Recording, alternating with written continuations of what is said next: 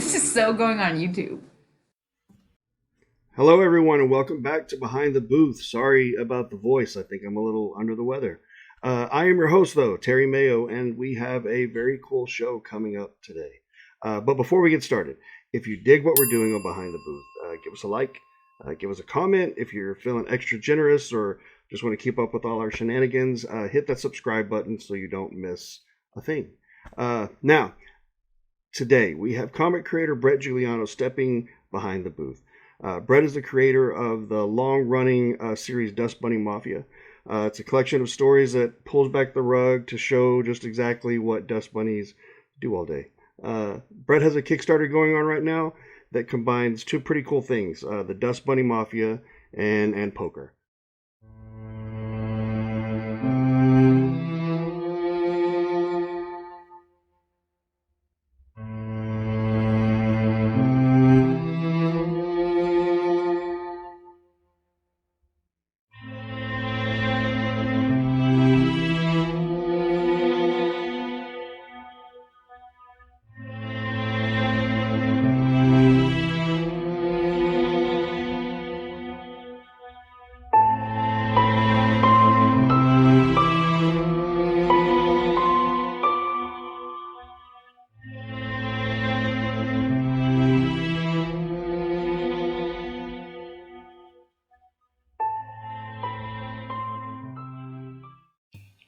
Hey everyone, I'm Bret Juliano, creator of the Dust Bunny Mafia comic, and I'm here to tell you about my latest Kickstarter project, Dust Bunny Mafia Playing Cards.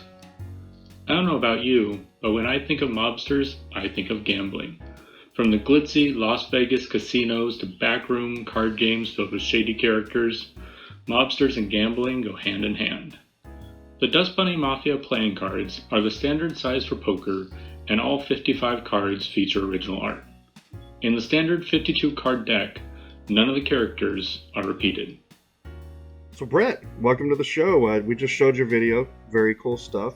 But welcome to Behind the Booth. How you doing, man? Doing good. Thanks for having me on, Terry. Of course, yeah. So I do want to jump in. I know that people usually watch this. We're in the bathroom, so no privacy here. But I did want you to get a chance to tell us a little bit about who you are and what the Dust Bunny Mafia is about. Yeah. So the Dust Bunny Mafia is a long-running newspaper-style comic that's essentially Looney Tunes meets The Godfather is the best way that I like to describe it. And so there's a bunch of mobster families, rats, crows, dust bunnies, all trying to take over the city with their criminal families while avoiding the cops. So that's the basic premise. And it's kind of structured like the 5 New York mobster families from back in the day. So each different family has their own kind of specialties, and then they'll have different allies and, opposition. Very cool. And I was reading on, I think it's on the Kickstarter that you have live right now. You had this like at least in the early stages since 2012? Yes. So the comic I first started publishing in 2012, and I have over 700 comics currently in the archive that are all free to read on my website, and I've collected them into 2 full-length comic collections, and then a couple of mini zine type things, booklets. Got it. And you're no stranger to Kickstarter, right? I mean, you've done a campaign or 2 before. Yep, this is my 5th campaign, hopefully 4th successful one, and I mean, there's always that chance, but we're looking pretty good. But yeah, I've funded actually the little zines, my Based on a True Story Volume 1 and Volume 2. I did my 2nd full-length comic collection called The Blind Tiger, which is a 132-page full-color comic in the same way as like the Calvin and Hobbes Garfield collections. So I successfully did that one last year, and now I'm back for, a deck of playing cards. Yeah, so I'm glad that you segued instead of making me awkwardly do it, but The playing cards. That's pretty cool. I don't know if I'm not a professional poker player at all. I suck. But I love playing cards. I love going to Vegas. So let's dig into that just a little bit. So can you show us some of those cards?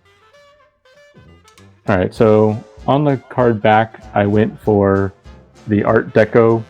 So you've got, the gold, like 1920s, the Roaring 20s style. So you've got like the Prohibition, gold and black themes.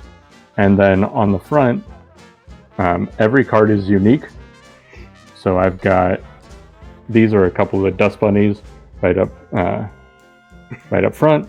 The hearts are the Dust Bunnies. So those are a couple of the main characters. But one thing that's really unique about my deck is all 52 cards of the standard deck have different characters.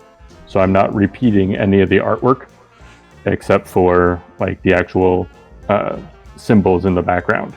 That is really cool. So I know early on in the Kickstarter, there were some people that were a little bit leery, but it seems like as time has gone on, that even like some of the established creators in the industry, like Marvel, DC, Image, Top Cow, whatever, they're kind of tapping into that as well. Are you finding that right now in the world that we live in, that it's easier, harder for Kickstarter, or what is your general feeling on Kickstarter?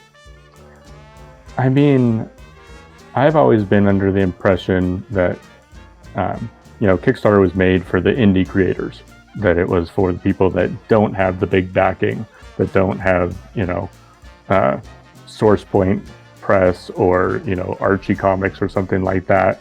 And I know originally a lot of the actual supporters of Kickstarter, when some of the bigger companies came and tried to do a big project, they actually got a lot of backlash. And I think nowadays people have learned that it's a different avenue than like going directly to getting your comics in the previews for Marvel and DC and stuff like that. And so that's one route to go. But then this is another route where you can go directly to the fans, listen to what the fans want, and then bring a product that's more catered to what they want. And I mean, I'm under the impression now that, last year Keanu Reeves teamed up and did a comic book. And, now when I let something in the comic category, you have all the people that, backed a Keanu Reeves project that might get notifications about, other comics projects that they wouldn't even know about before. Yeah. So there's potential new audience there. Yeah, that's kind of the general feel that I've had from a lot of people that again, it was early on, it was like, well, you're kind of infringing on my turf if we're going to talk about, Mafia. But you're right, it's bringing in a whole level of audience that maybe before wouldn't have even gone that route. So yeah, no, I kind of feel the same way. But all right, well, cool. I gotta ask, because when I was going through the book and looking through some of the older stuff that you have, I found myself wondering, and I know you've had this question probably a million times, but how in the world, what was your influence in coming up with Dust Bunny Mafia? So the name actually came to me while I was sitting in traffic. I was living in LA and I was commuting home on a Friday night, and this is actually back in 2010, 2011, and I was just out of school, first real job, and I was in the car sitting in LA traffic. I had 2 hours on my commute home, and I'm like, I got to keep myself entertained. And so I started playing the acronym game of looking at people's license plates and different things, what could they stand for. And there was a car that had DBM as one of their license plates, and I just thought Dust Bunny Mafia. And I was obviously, yeah. I don't know, but that's perfect. And I'd always wanted to do a comic strip. I grew up wanting to be an animator. I was drawing on everything. And then life kind of took that away, and I went a more practical route for an education rather than doing the graphic side of things, and but that had always been a passion of mine, art and cartooning. And then so I saw DBM on the license plate, thought Dust Bunny Mafia, found a piece of paper and scribbled it down to myself.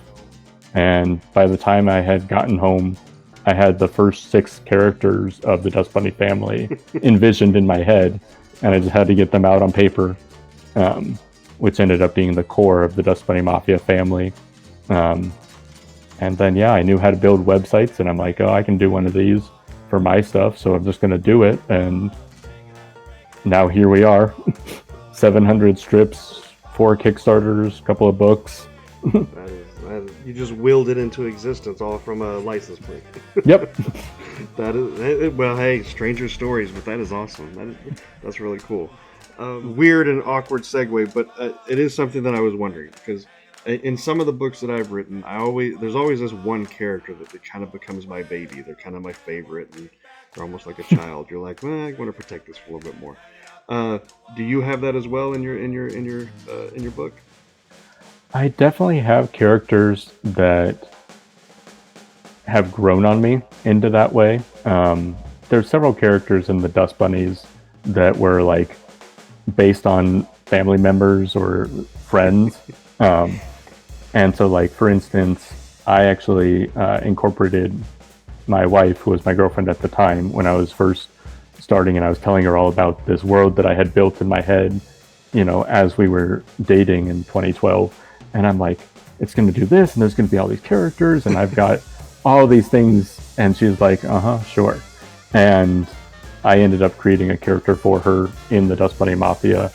And so, you know, things like that initially inspired characters. And I had a friend of mine who was like, oh, Dust Bunnies, they're, you know, pretty replaceable with, you know, what you would imagine with the mafia world. You've got rats, you've got crows, pigeons, all those animals you would think, you know, if one of them disappeared, no one would really wonder about it. And yet I've got a Dust Bunny character called Dino, who shows up in he's the first antagonist, who, despite being knocked off a couple of times, keeps showing up. And so he just gets traded from family to family and tries to backstab each other. And that's probably the one character that I can't kill him, despite, you know, my desire in each family is trying to get rid of him and pass him on to the next one. Oh, poor Dino. Isn't that funny how that happens? I mean, I'm sure you didn't set out to make Dino that special place in your heart, but isn't that funny? Yeah, I planned to, when I was first writing him in, I'm like, all right, I need an antagonist. I need him to, you know, start off the series stealing, so there's a big conflict. And then I was like, all right, at this point, he's going to get killed. And then when I was writing it, I'm like, nope, the rats are going to come in and scoop him away. And as the main antagonist against the Dust Bunnies. And then he just kept living that way. The rest is history. Very cool. All right. Well, a little bird, aka you, told me that you are a bit of a fan of Lord of the Rings. Is that right? Yes, it is. Yeah. No, as am I. I have seven boys, 7 kids of my own, and we all revolve around, you know, Lord of the Rings, Star Wars, Marvel, but it always kind of leads back to Lord of the Rings. And we've all got our favorites, just like Dino. But it's something that we bonded on. So I'm just wondering, were you a old school Lord of the Rings, like from the early cartoons? Was it with the movies that brought you in, or what was it about Lord of the Rings that really like attracted you to it?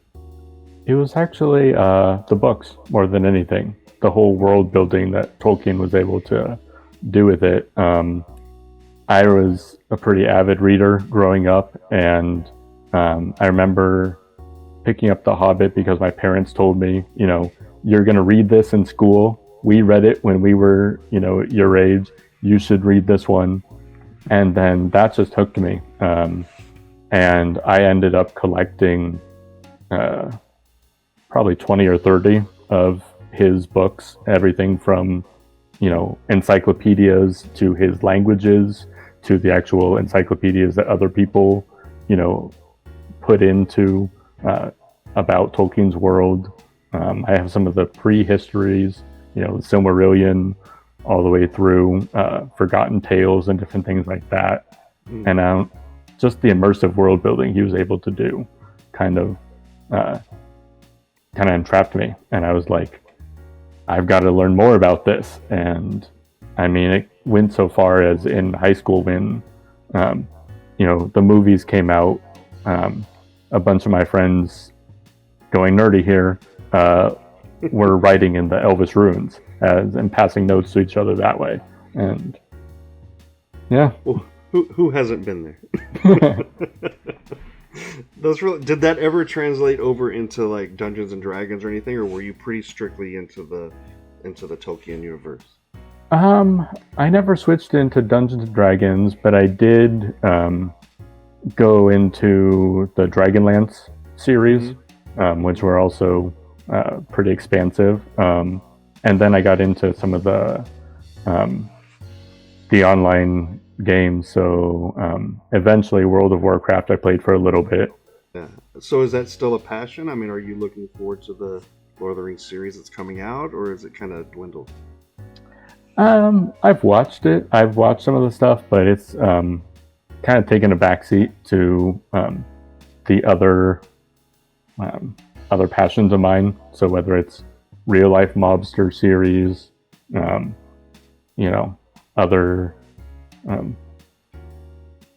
other series have kind of taken precedence.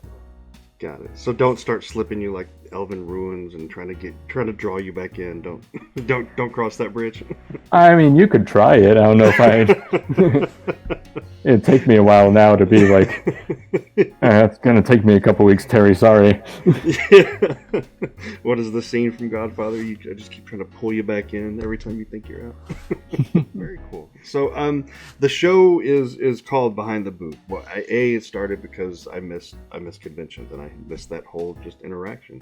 But also B, Behind the Booth. It's your chance to kind of pitch and tell us everything. So if you are ready, I know I'm putting you on the spot, but if I was to come up to your booth, can you give me your best 30-second intro to Dust Bunny Mafia? Yeah. So the Dust Bunny Mafia is like Looney Tunes meets The Godfather. It's a newspaper-style strip with over 700 comics in its archive. There's a bunch of mobster families, rats, crows, dust bunnies, insects, and fish that are all trying to assert their dominance of the criminal enterprise of Fairview while evading the cops. Very cool. Very cool. I think I skipped over the fish part. Now I'm in. Now you're drawing me in.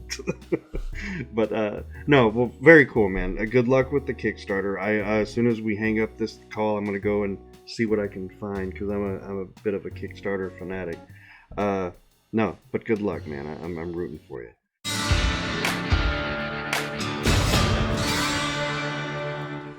I'm Terry Mayo, and you've been watching Behind the Booth. You know, there's a ton of things you could have been watching, but you watched us instead. Thank you, and we will not hold that against you. If you like what you saw, hit the like, hit the subscribe, hit the notification bell. If there's something you want us to talk about, leave us a comment down below. Until then, stay wicked, y'all.